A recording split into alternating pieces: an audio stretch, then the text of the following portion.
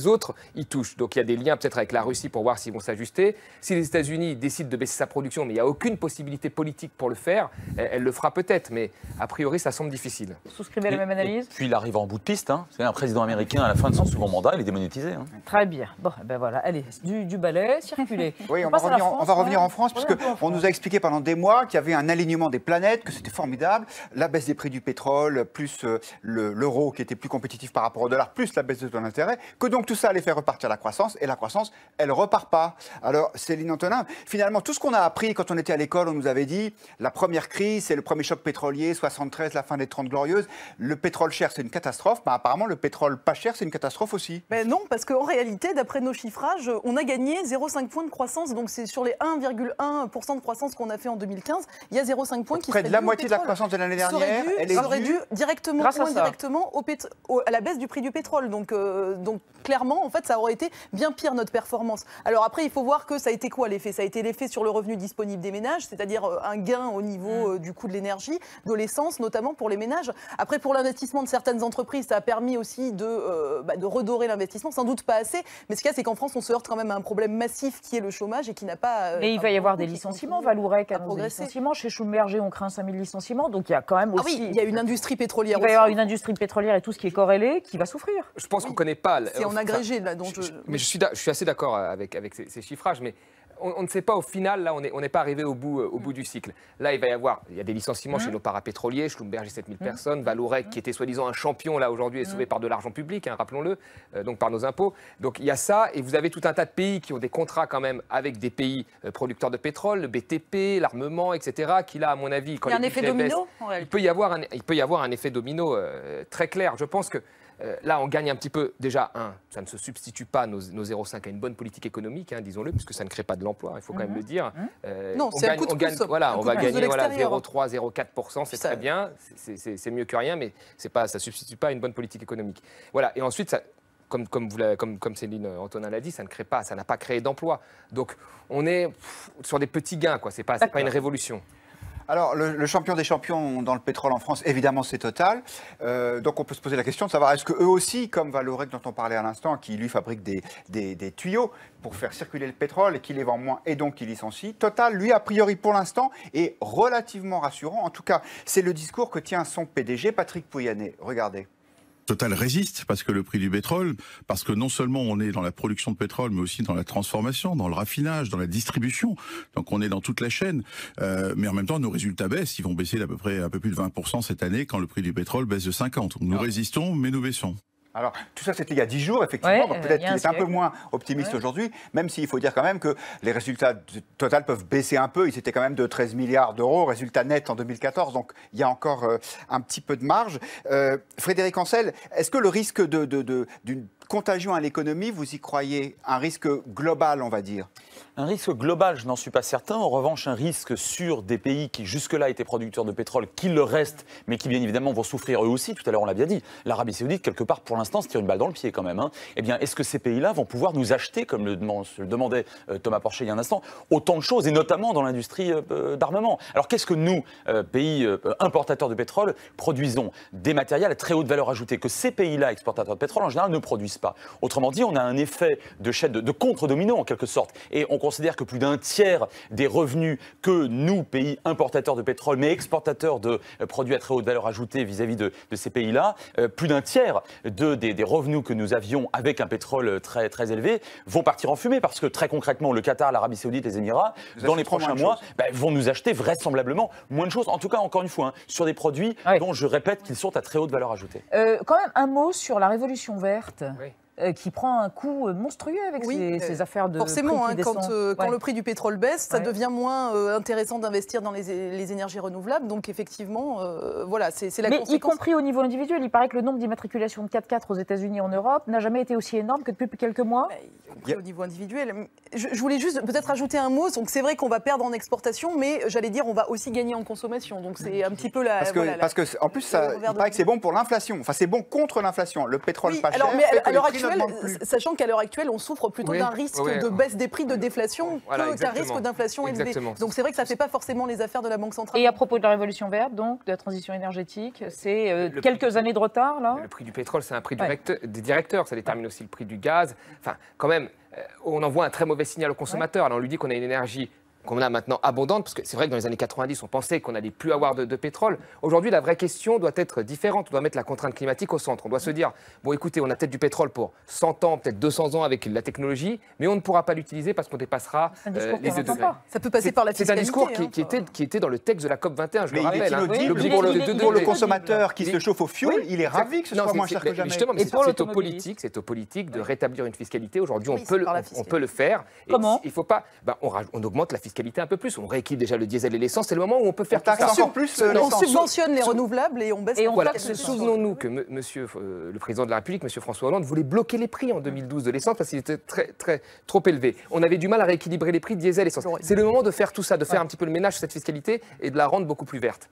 Une dernière question sur le sentiment qu'on a d'être dans un cycle économique. Un économiste disait il n'y a pas longtemps, le prix du baril peut baisser jusqu'à 20. De toute façon, on est certain que d'ici quelques années ou même quelques mois, il va remonter à 70. Donc finalement, c'est bon pour Total, c'est bon pour les boursicoteurs. Tout ça, c'est une histoire de cycle, non ? Est-ce qu'on prend les paris, ça remonte quand ? Une histoire de cycle. Bon, moi, je pense qu'en 2016, ça va rester assez bas. Je dirais pas forcément à 20 ou 30 $, mais ça va rester assez bas. Après, il y a un équilibre mécanique entre l'offre et la demande. C'est-à-dire qu'il peut y avoir aussi, dans la mesure où le pétrole devient pas cher, la demande peut progresser aussi. Et donc, ça va créer un équilibre. D'autant que l'offre diminue. C'est pas, en plus, et justement, donc les investissements diminuant, l'offre peut aussi baisser. Et donc, tout ça va conduire à un rééquilibrage. Les investissements, ça veut dire qu'on va chercher moins de pétrole et que donc on va produire moins. Aux États-Unis, par exemple, on voit clairement déjà que les investissements ont baissé. Donc, et même sur les majors. Frédéric Ancel. Sachant que 70, ce ne serait pas très élevé en réalité. On considère chez les économistes, mais je parle sous leur contrôle, que ce serait en fait le niveau le plus raisonnable, à la fois pour les producteurs et pour les consommateurs. Donc, crise majeure ou pas ? Pour ma part, si vous posez la question d'une crise mondiale du fait, majeure mondiale, du fait de la baisse sans doute relativement provisoire, en tout cas cyclique des prix du pétrole, je ne pense pas. En même temps, encore une fois, Jean qui rit, Jean qui pleure. Hein. Ça dépend de qui on parle. On a quand même des conditions qui ressemblent très fortement à la crise des subprimes. C'est-à-dire qu'on a une dette qui risque de ne pas être remboursée, une dette qui dépasse 1000 milliards. Hein, la dette des pétroles de schiste, c'était à peu près un peu au-dessus quand même pour les subprimes. Cette dette a été titrisée, elle est mise dans un shadow banking, dans des fonds de spéculation. Donc on a quand même une chance qu'il y ait un impact. Et si en plus on a des gros pays pétroliers qui souffrent, un risque, vous voulez dire, une chance, ils se frottent les mains. Si on a des gros émergents qui vacillent en plus, effectivement, on peut avoir une crise. Merci à tous les trois. L'émission continue avec Jean-Mathieu Pernin, Xavier Mauduit. 2 chances, mais après des intox. D'abord, nos forces de la vérification des faits reviennent ce soir sur la France accusée d'être le cancre au niveau des droits de l'homme. La France, pays des droits de l'homme, en est-elle devenue le cancre? Oui, à en croire l'avocat pénaliste Éric Dupond-Moretti qui dressait sur BFM TV un bien sombre tableau. La Cour européenne de sauvegarde des droits de l'homme condamne régulièrement la France. C'est le pays le plus condamné. Après, il est vrai la Turquie, mais c'est pas très glorieux. Selon les dernières statistiques de la Cour européenne des droits de l'homme, la France a été condamnée 17 fois en 2014. Dans plus d'un tiers des cas, la Cour européenne de Strasbourg reprochait à la France de ne pas avoir respecté le droit à la vie privée et familiale, notamment pour sa mauvaise gestion du regroupement familial ou pour l'expulsion sans relogement de familles de gens du voyage. Parmi les autres arrêts décidés par Strasbourg en 2014, la Cour blâmait la France pour l'interdiction absolue de syndicats dans l'armée. 17 fois, c'est un score regrettable, surtout quand on le compare avec celui d'autres pays comme l'Allemagne, épinglée, elle, à 3 reprises, ou l'Islande, une seule fois en 2014. Mais Éric Dupond-Moretti se trompe quand il dit que la France est 2e des pays les plus condamnés. Le top 3 étant dominé par la Russie, 122 condamnations, la Turquie, 94, et la Roumanie, 74. En réalité, la France est 12e.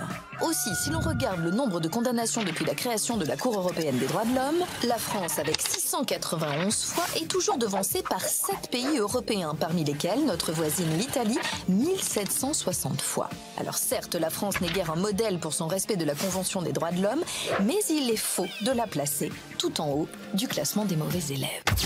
Eh ben voilà.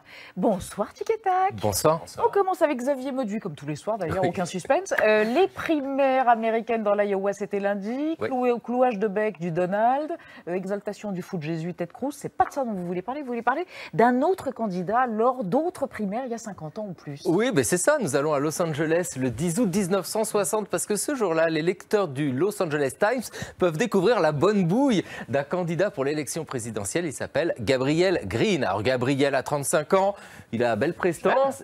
Et il a un programme assez innovant parce qu'il représente le Parti universel des soucoupes volantes. Il faut dire qu'on est dans une période où l'espace fascine. 3 ans plus tôt, ça a fait bip bip dans le ciel quand les soviétiques ont envoyé Spoutnik tourner autour de la Terre. La littérature, le cinéma sont emparés de la question. Les extraterrestres sont partout. Mais avec Gabriel, c'est du sérieux. Ah, c'est pas du tout ça, lui, c'est farabole marseillais. Il s'en moque, non, parce que lui, il affirme que réellement, il a rencontré les extraterrestres. C'est pas rien. Hein. Déjà, il a fait une centaine d'observations de soucoupes volantes, ce qui est pas mal en soi, mais surtout, il jure les avoir vraiment vus des gens qui viennent de la planète Corrender. Comment ils sont? Alors, ces Corenderiens, si vous voulez, ils sont comme nous, un peu plus petits, 1m50, mais hyper sympas. Hyper cool. Ben justement, ce sont eux qui lui ont dit, présente-toi à la présidentielle, comme ça, tu vas pouvoir changer le monde. Bon, alors très vite, Gabriel Greene abandonne et il apporte son soutien à Kennedy. Kennedy qui, une fois élu président, dit qu'avant la fin des années 60, un homme, un Américain, marchera sur la Lune. Comme quoi. En 1972, Gabriel Greene retente le coup pour la présidentielle. Bon, alors là, nouvel échec. Aux primaires de l'Iowa, il a moins de 200 voix. Il aura tenté quoi quand même.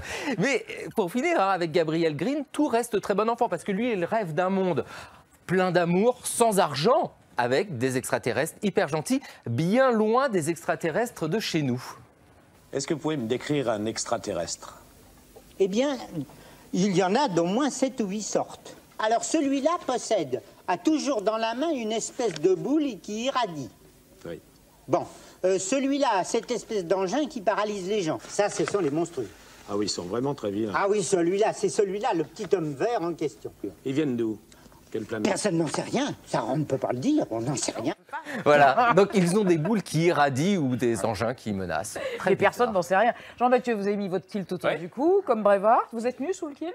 Je ne sais pas encore, j'hésite. Non, bon. Et alors? Fume? Et voilà. Belge? Alors oui, parce que peut-être que dans quelques années, les adolescents qui vont voir des films interdits aux moins de 18 ans, dans les endroits interlopes, diront peut-être qu'est-ce qu'elle est bien roulée, cette cigarette. Ah ouais. Cette cigarette, parce que l'Organisation mondiale de la santé a publié un rapport lundi préconisant d'interdire aux mineurs les films comportant au moins une scène avec des fumeurs. Voilà. Alors, ce qui inciterait ainsi les réalisateurs à ne plus filmer de cigarettes. Alors, juste pour préciser, les interdictions aux moins de 18 ans, pour l'instant, ça concerne soit les films pornographiques, soit les films ultra-violents. Alors, cette mesure, en fait, le but, c'est de montrer la cigarette sous un jour moins favorable, mais surtout de limiter le poids des lobbies industriels toujours présents dans l'industrie cinématographique.